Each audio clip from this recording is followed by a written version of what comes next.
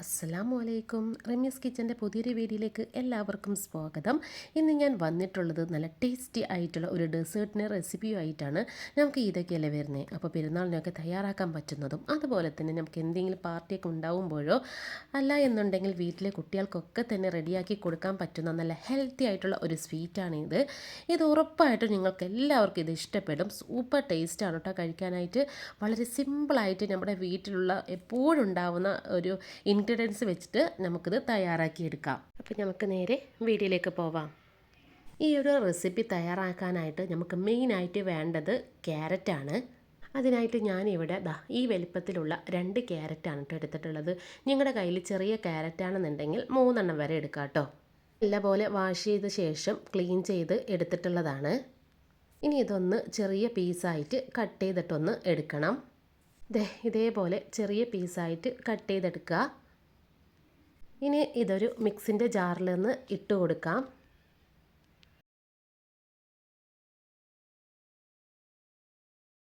എന്നിട്ട് ഇതിലേക്ക് 1/2 കപ്പ് പാല് കൂടി ഒഴിച്ച് കൊടുത്തിട്ട് നല്ല പേസ്റ്റ് പോലെ ഇതൊന്ന് അരച്ചെടുക്കണം. ഇപ്പോൾ ഞാനിവിടെ ഫൈനായിട്ട് അരച്ചൊന്ന് എടുത്തിട്ടുണ്ട്. ഇനി ഇതൊന്ന് നമുക്ക് മാറ്റി വെക്കാം. ഇനി ഒരു പാനോ അല്ലെങ്കിൽ ഇതുപോലത്തെ പാത്രം എടുക്കുക. അതിലേക്ക് 2 ടേബിൾ സ്പൂണ് നെയ്യ് ഒന്ന് ഒഴിച്ചു കൊടുക്കുക. നെയ്യൊന്ന് ചൂടായി വരുമ്പോൾ നമ്മളിപ്പോൾ അരച്ചെടുത്ത് വെച്ചിട്ടുള്ള ക്യാരറ്റിൻ്റെ പേസ്റ്റില്ലേ അതൊന്ന് ഇട്ട് കൊടുക്കുക. മധുരത്തിനായിട്ട് ഒരു 2 ടേബിൾ സ്പൂണ് പഞ്ചസാര ഒന്ന് ചേർത്ത് കൊടുക്കുക.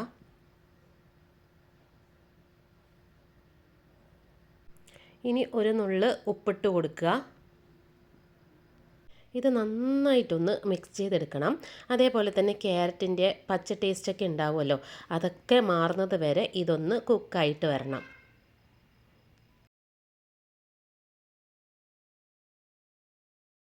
ഇപ്പോൾ കുറച്ച് നേരം ഇതൊന്ന് ചൂടാക്കിയെടുത്ത് അപ്പോൾ ആ റോ ടേസ്റ്റൊക്കെ മാറിയിട്ട് ആ നെയ്യിൻ്റെ ഒരു ടേസ്റ്റൊക്കെ ഇതിലേക്ക് വന്നിട്ടുണ്ട്. അപ്പോൾ ഈ സമയമാവുമ്പോൾ ഇതിലേക്ക് ഒരു 1/2 കപ്പ് പാല് ഒഴിച്ച് കൊടുക്കുക. എന്നിട്ട് നന്നായിട്ടൊന്ന് മിക്സ് ചെയ്തെടുക്കണം. ഈ പാലും നന്നായിട്ടൊന്ന് ചൂടായിട്ട് വരണം കേട്ടോ.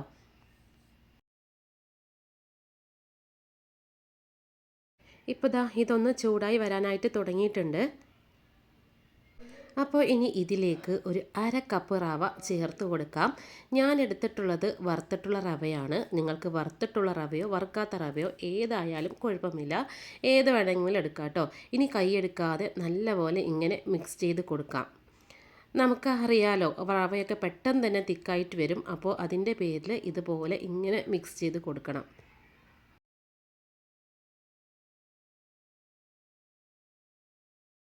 ഇപ്പോൾ ഇത് നല്ലപോലെ മിക്സ് ചെയ്ത് കൊടുത്ത് ചൂടാക്കി എടുത്തു. ഈ റവ ഒക്കെ തന്നെ നന്നായി കുക്കായി വന്നിട്ടുണ്ട്.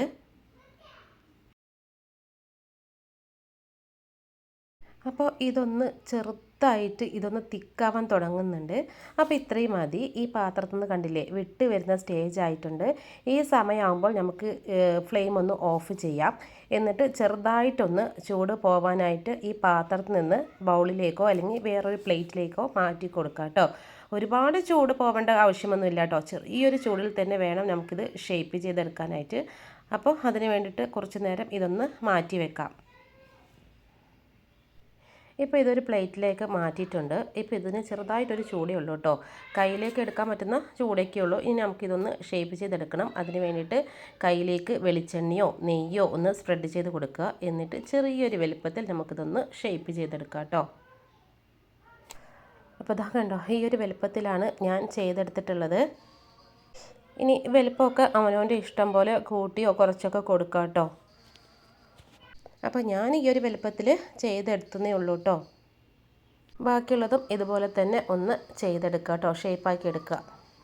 ഇപ്പോൾ ഞാൻ ഇവിടെ എല്ലാം ചെയ്തെടുത്ത് വെച്ചിട്ടുണ്ട്. ഇനി നമുക്കൊന്ന് സ്റ്റീം ചെയ്തെടുക്കണം. അപ്പോൾ ഓൾറെഡി എല്ലാം കുക്കായിട്ടുള്ളതാണ്. എന്നാലും നമ്മൾ സ്റ്റീം ചെയ്യുന്നത് എന്താണെന്ന് വെച്ചാൽ സ്റ്റീം ചെയ്ത് കഴിഞ്ഞിട്ടുണ്ടെങ്കിൽ എല്ലാം സോഫ്റ്റായിട്ട് കിട്ടും. അതിന് വേണ്ടിയിട്ടാണ് സ്റ്റീം ചെയ്യുന്നത് കേട്ടോ.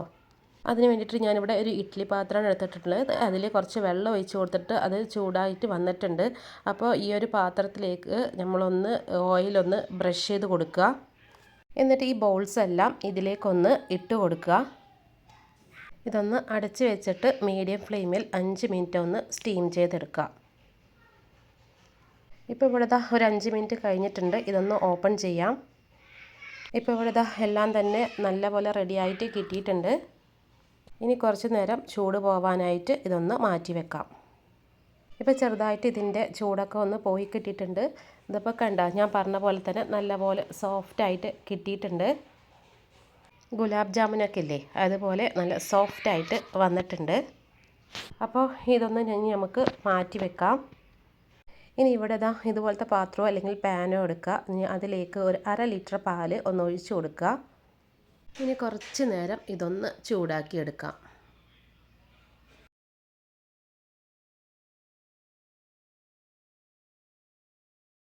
ഇപ്പോൾ ഇവിടെ ഒന്ന് ചെറുതായിട്ടൊന്ന് ചൂടാവാൻ തുടങ്ങുന്നുണ്ട്.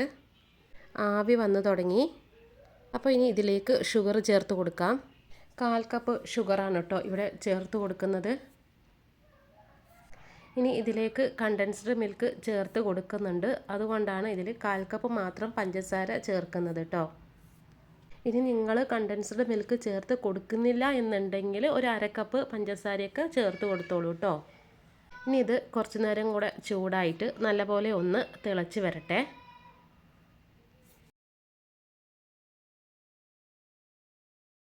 ഇപ്പോൾ ഇവിടെ നല്ലപോലെ പാലൊക്കെ ഒന്ന് ചൂടായി വന്നിട്ടുണ്ട്. നല്ലപോലെ ഒന്ന് വറ്റാനായിട്ട് സ്റ്റാർട്ടായി തുടങ്ങിയിട്ടുണ്ട്. ഈ ഒരു സമയമാകുമ്പോൾ ഇതിലേക്ക് ഞാൻ 3 ഏലക്ക ചതച്ചിട്ടുണ്ട്. അതും കൂടി ഇതിലേക്കൊന്ന് ചേർത്ത് കൊടുക്കുന്നുണ്ട്. അതുപോലെ തന്നെ ഒരു 1/4 കപ്പ് കണ്ടൻസ്ഡ് മിൽക്കും കൂടെ ഒന്ന് ചേർത്ത് കൊടുക്കുന്നുണ്ട്.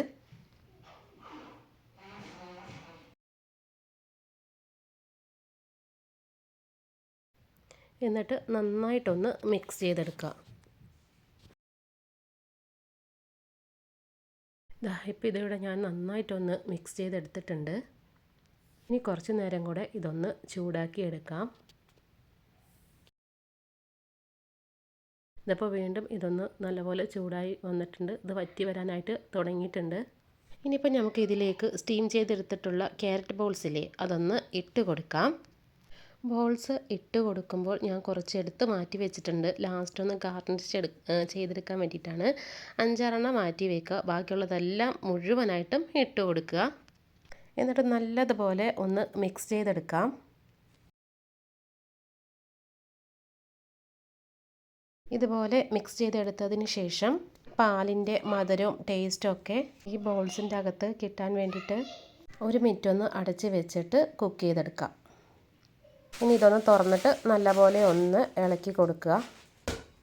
ഇനി ഒരു മിക്സിന് തിക്നെസ് കൂട്ടാൻ വേണ്ടിയിട്ട് ഞാനിവിടെ 1 ടേബിൾ സ്പൂൺ അരിപ്പൊടി എടുത്തിട്ടുണ്ട്. അരിപ്പൊടി എടുക്കുമ്പോൾ വറുത്ത അരിപ്പൊടിയോ വറുക്കാത്ത അരിപ്പൊടിയോ ഏത് വേണമെങ്കിൽ എടുക്കാം. അതിലേക്ക് 3 ടേബിൾ സ്പൂൺ പാലും കൂടെ ഒഴിച്ച് കൊടുത്തിട്ട് ഇത് നല്ലപോലെ ഒന്ന് മിക്സ് ചെയ്തെടുക്കുന്നുണ്ട്. ഇതുപോലെ ഒന്ന് മിക്സ് ചെയ്തിട്ട് ഇതിലേക്കൊന്ന് ഒഴിച്ചു കൊടുക്കാം. അരിപ്പൊടിയുടെ മിക്സ് ഒഴിച്ച് കൊടുത്ത ഉടൻ തന്നെ ഇതുപോലെ ഒന്ന് മിക്സ് ചെയ്തെടുക്കണം. അല്ലെങ്കിൽ ഇത് വേഗം തന്നെ തിക്കാവാൻ തുടങ്ങും. അപ്പോൾ ഇത് ഒഴിച്ച് കൊടുത്തിട്ട് പെട്ടെന്ന് തന്നെ ഇതേപോലെ ഒന്ന് മിക്സ് ചെയ്തെടുക്കുക. ഇപ്പോൾ ഇവിടെ നല്ലപോലെ ഒന്ന് ചൂടാക്കി എടുത്തു. ഇതിപ്പോൾ ഇവിടെ ഇതെല്ലാം റെഡിയാക്കി കിട്ടിയിട്ടുണ്ട്. അപ്പോൾ ഇത് ഇത്രയും മതി. ഇനി ഒരുപാട് സമയം ഇതങ്ങ് വറ്റിച്ചെടുത്തിട്ടുണ്ടെങ്കിൽ കൂടുതൽ തിക്കാവാൻ തുടങ്ങും. ഈ ഒരു കൺസിസ്റ്റൻസി ആവുമ്പോഴേക്കും നമുക്കിനി ഫ്ലെയിം ഓഫ് ചെയ്യാം. അതിന് മുമ്പ് നട്ട്സൊക്കെ ഉണ്ടെങ്കിൽ ഒന്ന് ചേർത്ത് കൊടുക്കുക. ചേർത്ത് കൊടുത്തിട്ട് നല്ലപോലെ ഇളക്കിയ ശേഷം ഫ്ലെയിം ഒന്ന് ഓഫ് ചെയ്ത് കൊടുക്കുക കേട്ടോ. ഇനി ഇതൊന്ന് നമുക്കൊന്ന് സെർവ് ചെയ്യാം. അപ്പോൾ ഇത്രയേ ഉള്ളൂ. വളരെ ഈസി ആയിട്ട് നമ്മുടെ വീട്ടിലുള്ള സാധനങ്ങൾ വെച്ചിട്ട് നമുക്ക് ചെയ്തെടുക്കാൻ പറ്റിയ ഒരു ഡെസേർട്ടാണ്. നിങ്ങളെല്ലാവരും ഇതൊന്ന് ട്രൈ ചെയ്ത് നോക്കുക. സൂപ്പർ ടേസ്റ്റാണ് കേട്ടോ അത് കഴിക്കാനായിട്ട്. ഇത് ഉറപ്പായിട്ടും നിങ്ങൾക്ക് എല്ലാവർക്കും ഇഷ്ടപ്പെടും. ഒരു ഹെൽത്തി ആയിട്ടുള്ള ഒരു സ്വീറ്റ് കൂടിയാണ്. അപ്പോൾ എല്ലാവരും ട്രൈ ചെയ്ത് നോക്കുക. എന്നിട്ട് കമൻസൊക്കെ പറയണം.